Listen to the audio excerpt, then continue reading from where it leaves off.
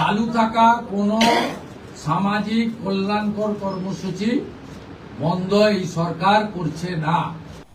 নমস্কার বন্ধুরা, এই মুহূর্তে রয়েছে রাজ্যের সমস্ত কৃষকদের জন্য বিরাট বড় সুখবর। আপনি যদি একজন কৃষক হয়ে থাকেন তাহলে এই মুহূর্তে রয়েছে আপনার জন্য গুরুত্বপূর্ণ আপডেট। তৃণমূল সরকার থাকাকালীন যে কৃষকদের জন্য আর্থিক সহায়তা দেওয়া হতো কৃষক বন্ধু প্রকল্প, বাংলা শস্য বীমা প্রকল্পের মাধ্যমে, বর্তমানে এখন গঠিত হয়েছে রাজ্যে বিজেপি সরকার। তাহলে কি সেই কৃষক বন্ধু প্রকল্প, বাংলা শস্য বীমা প্রকল্প বন্ধ হয়ে যাবে, নাকি নতুন কোনো প্রকল্পের মাধ্যমে কৃষকদের আর্থিক সহায়তা দেওয়া হবে? তো কৃষকদের এই আর্থিক সহায়তা দেওয়ার লক্ষ্যে মুখ্যমন্ত্রী শুভেন্দু অধিকারী কি জানিয়েছেন সেই বিষয়ে সঠিক আপডেট জানানো হয়েছে। এবার কিন্তু কৃষকদের আর্থিক সহায়তা সমস্ত কৃষকরা পাবে না। কারা কারা পাবে, কারা কারা পাবে না এবং কাদের নাম বাদ দেওয়া হচ্ছে সেই বিষয়ে কিন্তু সঠিক আপডেট জানানো হয়েছে। এছাড়াও টাকা পেতে হলে কি করতে হবে সেই বিষয়েও কিন্তু আপডেট জানানো হয়েছে। তাই বন্ধুরা, ভিডিওটি সম্পূর্ণ দেখুন। সম্পূর্ণ দেখলে জানতে পারবেন অনেক কিছু আপডেট। মনে রাখবেন, একটুখানি তথ্য মিস করলে কিন্তু আপনি এই কৃষকদের আর্থিক সহায়তা নাও পেতে পারেন। তাই ভিডিওটি সম্পূর্ণ দেখুন। তাহলে সময় নষ্ট না করে এবার দেখে নেওয়া যাক কী বলা হয়েছে আজকের এই রিপোর্টে। কৃষকদের আর্থিক সহায়তা দেওয়ার আগে ভেরিফিকেশন শুরু। এইবার অনেক কৃষকদের নাম বাতিল হলো। গতকাল মন্ত্রিসভার দ্বিতীয় বৈঠক হয়েছে। সেখানে কৃষকদের জন্য কোনো প্রকল্পের কথাই বলা হয়নি। এই জন্য কৃষকদের মধ্যে বিভিন্ন আলোচনা শুরু হয়েছে। তাহলে কি কৃষকদের আর্থিক সহায়তা বন্ধ হয়ে গেল? এইদিকে বিধবা ভাতা, বার্ধক্য ভাতা এবং প্রতিবন্ধী ভাতার টাকা 1,000 টাকা থেকে বাড়িয়ে 2,000 টাকা করা হয়েছে। তাহলে কি কৃষকদের জন্য কি আর্থিক সহায়তা বাড়বে না?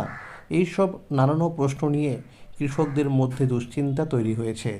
শুভেন্দু অধিকারী মুখ্যমন্ত্রী হওয়ার পর থেকেই একের পর এক কর্মসূচি চালু করে যাচ্ছেন। তৃণমূল সরকারের সময় চালু হওয়া কৃষক বন্ধু প্রকল্প অনেক কৃষকের কাছে ভরসার জায়গা ছিল। এই প্রকল্পের মাধ্যমে জমির পরিমাণ অনুযায়ী কৃষকেরা বছরে 4,000 টাকা থেকে 10,000 টাকা পর্যন্ত আর্থিক সহায়তা পেতেন। পাশাপাশি বাংলা শস্য বীমা প্রকল্পের সুবিধাও দেওয়া হতো। 11ই মে মন্ত্রিসভার বৈঠকে ঘোষণা করা হয়, আগের সরকারের কোনো সামাজিক প্রকল্প বন্ধ করা হবে না, তবে প্রকল্পগুলির নাম পরিবর্তন হতে পারে এবং আর্থিক সহায়তার পরিমাণও বাড়ানো হতে পারে। সরকারি ওয়েবসাইটগুলিও আপডেট করা হচ্ছে। ইতিমধ্যে বিভিন্ন সরকারি ওয়েবসাইটে পরিবর্তনের কাজ শুরু হয়েছে। এই ঘোষণার পর কৃষকদের মধ্যে আবার নতুন আশার আলো দেখা গেছে। ইতিমধ্যেই সরকারি ওয়েবসাইটগুলিতে তৃণমূল সরকারের এগিয়ে বাংলা লোগো পরিবর্তন হয়েছে। ভোটের আগে বিজেপি দিয়েছিল প্রতিশ্রুতি যে সরকার গঠন হলে কেন্দ্রীয় সরকারের সব প্রকল্প পশ্চিমবঙ্গে চালু করা হবে। সেই অনুযায়ী প্রধানমন্ত্রী জন আরোগ্য যোজনা, প্রধানমন্ত্রী ফসল বীমা যোজনা, পিএম শ্রী যোজনা, বিশ্বকর্মা যোজনা, বেটি বাঁচাও বেটি পড়াও এবং উজ্জ্বলা যোজনার মতো একাধিক কেন্দ্রীয় প্রকল্প চালুর কাজ শুরু হয়েছে। 13ই মে বুধবার নবান্নে রিভিউ বৈঠকে ঘোষণা করা হয়, আগামী 7 দিনের মধ্যে কেন্দ্রীয় সমস্ত প্রকল্পগুলির কাজ রাজ্যে শুরু হবে। সেই অনুযায়ী বিভিন্ন সরকারি অফিসে কাজও শুরু হয়ে গেছে। সূত্রের খবর, কৃষক বন্ধু প্রকল্পের পুরনো উপভোক্তাদের তথ্য ব্যবহার করেই নতুন প্রকল্পে টাকা পাঠানো হবে। তাই পুরনো উপভোক্তাদের নতুন করে আর আবেদন করতে হবে না। পাশাপাশি নতুন উপভোক্তাদের জন্য অনলাইন ও অফলাইন দুইভাবেই আবেদন করার সুযোগ থাকবে। খুব শীঘ্রই সরকারি ওয়েবসাইটে অনলাইন আবেদনের অপশান যুক্ত করা হবে বলে জানা গেছে। মুখ্যমন্ত্রী জানিয়েছেন, এসআইআরে যাদের নাম বাদ গেছে, অর্থাৎ যারা ভারতীয় নাগরিক নন, তারা সরকারি কোনো প্রকল্পে টাকা পাবেন না। যাদের নাম বাদ দেওয়া হয়েছে অথচ আগে সরকারি প্রকল্পে টাকা পেতেন, তাদের ভেরিফিকেশনের কাজ ইতিমধ্যে শুরু হয়েছে। নারী ও শিশু কল্যাণ দপ্তরের মন্ত্রী অগ্নিমিত্রা পাল জানিয়েছেন, এসআইআর তালিকা নিয়ে বিশ্লেষণের কাজ অর্থাৎ অ্যানালাইসিস চলছে। তবে যাদের নাম রয়েছে ট্রাইব্যুনালে এবং যারা সিএ এর জন্য আবেদন করেছেন তারাও টাকা পাবেন। মুখ্যমন্ত্রী আরও জানিয়েছেন, যেসব উপভোক্তা আগে প্রকল্পের সুবিধা পেতেন কিন্তু এখন মারা গেছেন, তাদের অ্যাকাউন্টে আর টাকা পাঠানো হবে না। শুধুমাত্র সক্রিয় ও যোগ্য উপভোক্তারাই সরকারি সুবিধা পাবেন, অর্থাৎ যাদের নতুন ভোটার তালিকায় নাম রয়েছে তাদের টাকা পেতে কোনো সমস্যা হবে না। এদিকে সূত্র মারফত জানা যাচ্ছে, কৃষক বন্ধু প্রকল্পের আর্থিক সহায়তার পরিমাণ বাড়তে পারে। যদিও এখনও পর্যন্ত এই বিষয়ে কোনো সরকারি বিজ্ঞপ্তি প্রকাশ করা হয়নি, তবে এবার সমস্ত প্রকল্পের টাকা ডিবিটি অর্থাৎ ডাইরেক্ট বেনিফিট ট্রান্সফারের মাধ্যমে সরাসরি কৃষকদের ব্যাংক অ্যাকাউন্টে পাঠানো হবে বলে জানিয়েছেন মুখ্যমন্ত্রী শুভেন্দু অধিকারী। ইতিমধ্যেই লক্ষ্মীর ভাণ্ডার প্রকল্পের ওয়েবসাইটে আপডেট আসা শুরু হয়েছে। এরকমই বিভিন্ন ওয়েবসাইটে পরিবর্তন আসা শুরু হয়েছে। মনে রাখবেন, এই লক্ষ্মীর ভাণ্ডার প্রকল্পটা কিন্তু বর্তমানে অন্নপূর্ণা ভাণ্ডার হয়েছে। তাই প্রত্যেক উপভোক্তাকে খুব শীঘ্রই ব্যাংক অ্যাকাউন্টের সঙ্গে ডিবিটি লিঙ্ক করার জন্য অনুরোধ করা হচ্ছে। অনেক উপভোক্তার একাধিক ব্যাংক অ্যাকাউন্ট রয়েছে, তারা বিভিন্ন প্রকল্পের টাকা আলাদা আলাদা অ্যাকাউন্টে পেয়ে থাকেন। তাদের জন্য সুখবর হলো, যেই ব্যাংক অ্যাকাউন্টের সঙ্গে ডিবিটি লিঙ্ক করা থাকবে সেই অ্যাকাউন্টে টাকা ঢুকবে, আর এই ডিবিটি লিঙ্ক যে কোনো একটি ব্যাংক অ্যাকাউন্টের সঙ্গেই করা যাবে। ডিবিটি লিঙ্ক করার জন্য www.npci.org.in এই ওয়েবসাইট থেকে করতে হবে। মুখ্যমন্ত্রীর ঘোষণা অনুযায়ী আগামী 1 জুন থেকেই সরকারি বিভিন্ন প্রকল্পে টাকা দেওয়া শুরু হবে। সূত্র মারফত খবর, ওই সময় থেকেই কৃষক বন্ধু প্রকল্পের প্রথম কিস্তি অর্থাৎ খরিফ মরশুম টাকা দেওয়া হতে পারে। একই সঙ্গে ওই দিন থেকেই সরকারি বাসে মহিলাদের জন্য সম্পূর্ণ বিনামূল্যে যাত্রার ব্যবস্থাও চালু কার্যকর হবে। মুখ্যমন্ত্রীর ঘোষণা করেছেন, বিধবা ভাতা, প্রতিবন্ধী ভাতা এবং বার্ধক্য ভাতা প্রকল্পে টাকা 1,000 টাকা থেকে বাড়িয়ে 2,000 টাকা করা হলো। ফলে নতুন সরকারের এই ঘোষণাগুলির পর সাধারণ মানুষ ও কৃষকদের মধ্যে নতুন আশার পরিবেশ তৈরি হয়েছে। 1 জুন থেকেই এই সব প্রকল্পে টাকা দেওয়া শুরু হবে। পশ্চিমবঙ্গে সরকার পরিবর্তনের পর আলু চাষিদের জন্য বড় সিদ্ধান্ত নিয়েছে নতুন বিজেপি সরকার।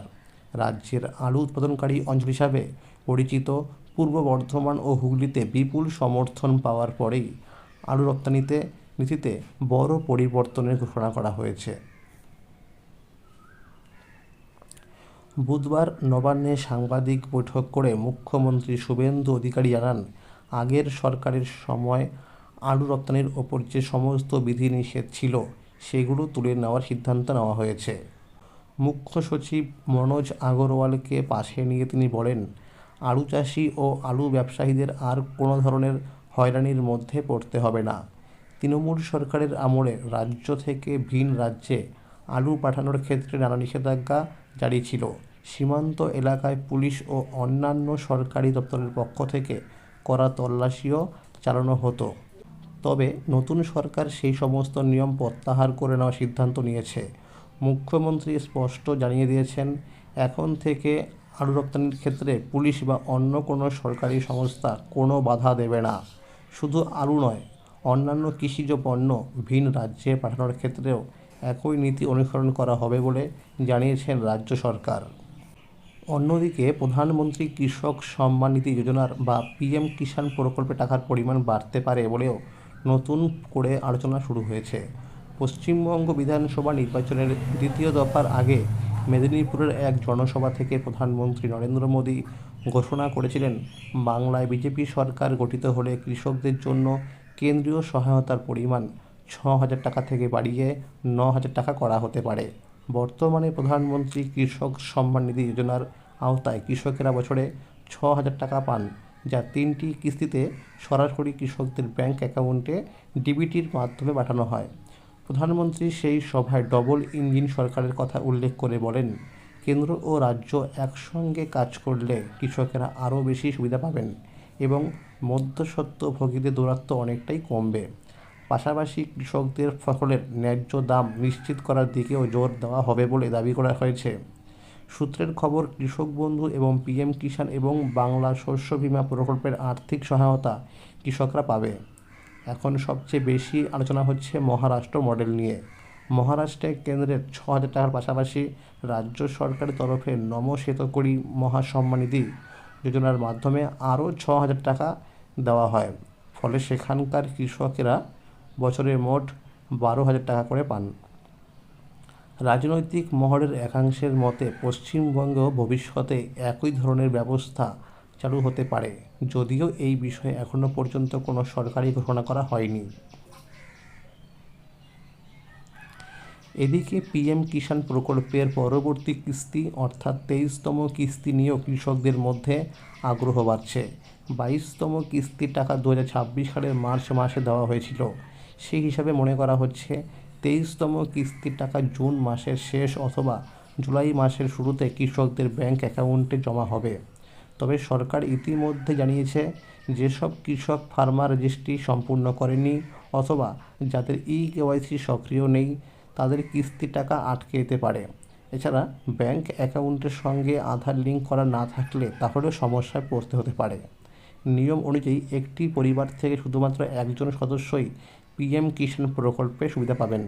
তাই আবেদনকারীদের সমস্ত তথ্য সঠিকভাবে আপডেট রাখা অত্যন্ত জরুরি।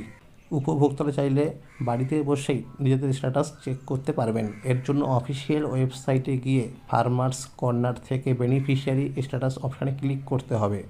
এরপর রেজিস্ট্রেশন নম্বর অথবা মোবাইল নম্বর দিয়ে তথ্য দেখা যাবে। কৃষকদের মধ্যে এখন একটাই আশা, নতুন সরকার পুরনো প্রকল্পগুলি চালু রাখার পাশাপাশি আরও বেশি আর্থিক সহায়তা দেবে। এখন সরকারি বিজ্ঞপ্তির অপেক্ষায় রয়েছেন রাজ্যের লক্ষ লক্ষ কৃষকেরা। খরিফ মরশুমের আগে 14টি ফসলের ন্যূনতম সহায়ক মূল্য বাড়িয়ে দিল কেন্দ্র। কৃষকদের শক্তিশালী আয় সহায়তা প্রদানের লক্ষ্যে কেন্দ্রীয় সরকার বড় সিদ্ধান্ত নিল। 2026-27 খরিফ মরশুমের জন্য 14টি ফসলের ন্যূনতম সহায়ক মূল্য এমএসপি বৃদ্ধির অনুমোদন দিয়েছে কেন্দ্রীয় মন্ত্রিসভা। কৃষি ব্যয় ও মূল্য কমিশন সিএসিপি এর সুপারিশের ভিত্তিতেই এই নতুন এমএসপি নির্ধারণ করা হয়েছে। কেন্দ্রীয় সরকারের লক্ষ্য, কৃষকরা যাতে তাদের উৎপাদিত ফসলের ন্যায্য মূল্য পান এবং চাষের খরচের তুলনায় আরও ভালো আয় করতে পারেন। সেই কারণেই 2026-27 বিপণন মরশুমের জন্য খরিফ ফসলের এমএসপি বৃদ্ধি করা হয়েছে। এর মধ্যে সবচেয়ে গুরুত্বপূর্ণ ঘোষণা করা হয়েছে ধানের এমএসপি নিয়ে। কেন্দ্রীয় সরকার 2026-27 খরিফ বিপণন মরশুমের জন্য ধানের ন্যূনতম সহায়ক মূল্য কুইন্টাল প্রতি 72 টাকা বৃদ্ধি করা হয়েছে। ফলে সাধারণ ধানের এমএসপি বেড়ে হয়েছে কুইন্টাল প্রতি 2,441 টাকা এবং এ গ্রেড ধানের এমএসপি হয়েছে কুইন্টাল প্রতি 2,461 টাকা। এবারের এমএসপি বৃদ্ধি তালিকায় সবচেয়ে বেশি বৃদ্ধি করা হয়েছে সূর্যমুখী বীজের ক্ষেত্রে। সূর্যমুখী বীজের এমএসপি কুইন্টাল প্রতি 622 টাকা বাড়ানো হয়েছে। এরপরই রয়েছে তুলো, যেখানে এমএসপি বৃদ্ধি করা হয়েছে কুইন্টাল প্রতি 557 টাকা করে। এছাড়া নাইজার বীজের এমএসপি 515 টাকা এবং তিলের এমএসপি 500 টাকা পর্যন্ত বাড়ানো হয়েছে। কেন্দ্রীয় সরকারি হিসাব অনুযায়ী এই সিদ্ধান্তের ফলে কৃষকদের প্রায় 2.60 লক্ষ কোটি টাকা প্রদান করা হবে বলে আশা করা হচ্ছে। একই সঙ্গে বছরে প্রায় 824.41 লক্ষ মেট্রিক টন ফসল সংগ্রহ করা হতে পারে বলেও অনুমান করা হয়েছে। কেন্দ্রীয় সরকার আরও জানিয়েছে, এমএসপি এমনভাবে নির্ধারণ করা হয়েছে যাতে তা উৎপাদন খরচের তুলনায় অন্তত 50% বেশি থাকে। কৃষকদের আয় বৃদ্ধি এবং আর্থিক সুরক্ষা নিশ্চিত করার লক্ষ্যে 2019 সালে যে নীতি চালু করা হয়েছিল, এবারও সেই নীতির ধারাবাহিকতা বজায় রাখা হয়েছে। জানা গিয়েছে, প্রধানমন্ত্রী নরেন্দ্র মোদীর সভাপতিত্বে অনুষ্ঠিত অর্থনৈতিক বিষয় সংক্রান্ত মন্ত্রিসভা কমিটির সিসিইএ বৈঠকে এই গুরুত্বপূর্ণ সিদ্ধান্ত নেওয়া হয়েছে। সেপ্টেম্বর-অক্টোবরের 2026-27 খরিফ বিপণন মরশুমকে সামনে রেখেই এই সিদ্ধান্ত অর্থাৎ এমএসপি বৃদ্ধির সিদ্ধান্ত ঘোষণা করা হয়েছে। তাহলে বন্ধুরা, আজকের এই ছিল আপডেট। এইরকম আরও নতুন নতুন আপডেট সবার আগে পেতে হলে চ্যানেলটিকে এক্ষুনি মনে করে সাবস্ক্রাইব করে রাখুন এবং সকলের কাছে শেয়ার করে দিন যাতে সবাই এই আপডেটগুলো পেয়ে যায়। আর যদি ভিডিওটি ভালো লেগে থাকে অবশ্যই একটি লাইক করে দেবেন। ধন্যবাদ।